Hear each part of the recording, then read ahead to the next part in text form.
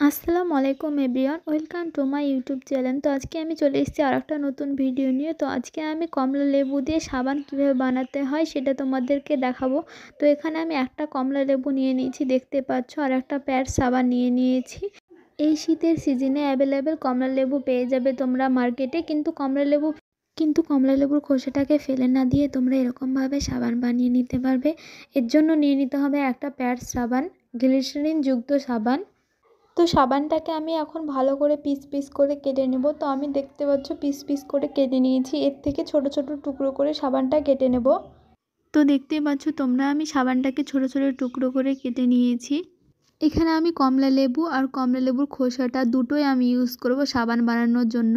তো কমলা লেবুতে vitamin C থাকে আর এটা ত্বকের জন্য অনেক ভালো।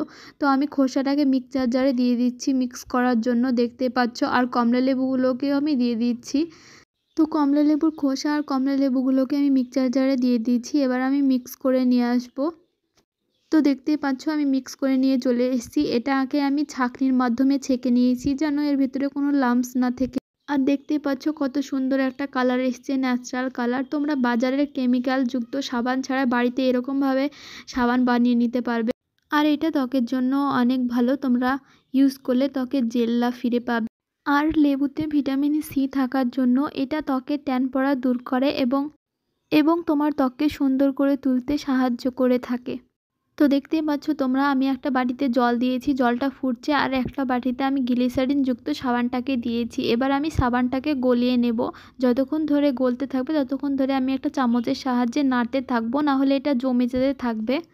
তো এরকমভাবে সিম্পল পদ্ধতিতে তোমরা বাড়িতে সাবান বানিয়ে নিতে পারবে। তো এবার আমি কমলা লেবুর পেস্টটা দিয়ে দেব, দিয়ে ভালোভাবে মিক্স করে নেব। তো দেখতে পাচ্ছ আমি পুরো পেস্টটা দিয়ে দিয়েছি। এবার আমি চামচের সাহায্যে ভালো করে মিক্স করে নেব। তো তোমরা দেখতে পাচ্ছ আমি পেস্টটা দিয়ে ভালোভাবে মিক্স করে নিয়েছি। এবার সাবান তৈরি করার জন্য মোল্ড নিয়েছি। মোল্ডে আমি এবার ঢেলে নেব। যদি তোমাদের বাড়িতে মোল্ড না থেকে থাকে তো বাটিতেও বসাতে পারবে, কাচের বাটিতে ভালো বসে। আর তোমরা মোল্ডে যদি এরকমভাবে সাবান তৈরি করো তো কোনো কিছু লাগানোর প্রয়োজন নেই, এমনি মোল্ডে ঢেলে দিলে বসে যাবে এটা ইজিলি। তো দেখতেই পাচ্ছ তোমরা, আমি সবগুলোতে ঢেলে নিয়েছি। ওপরে একটু ফেনা ফেনা টাইপের রয়েছে, এটা থাকলে কোনো প্রবলেম হবে না। এটাকে আমি এবার 2 ঘন্টার জন্য রেস্টে রেখে দেবো এরকমভাবেই। তো দেখা হচ্ছে তোমাদের সঙ্গে 2 ঘন্টা পর। তো দেখতে পাচ্ছ আমার সাবানটা পুরো রেডি হয়ে গিয়েছে, একদম বসে গিয়েছে। তো তোমাদেরকে আমি এবার তুলে দেখাচ্ছি। দেখতে পাচ্ছ এটা কত ইজিলি উঠে গেল। এরকমভাবে সবগুলোকে আমি তুলে নেব। তো দেখতে পাচ্ছ আমি সবগুলোকে ভালো করে তুলে নিচ্ছি।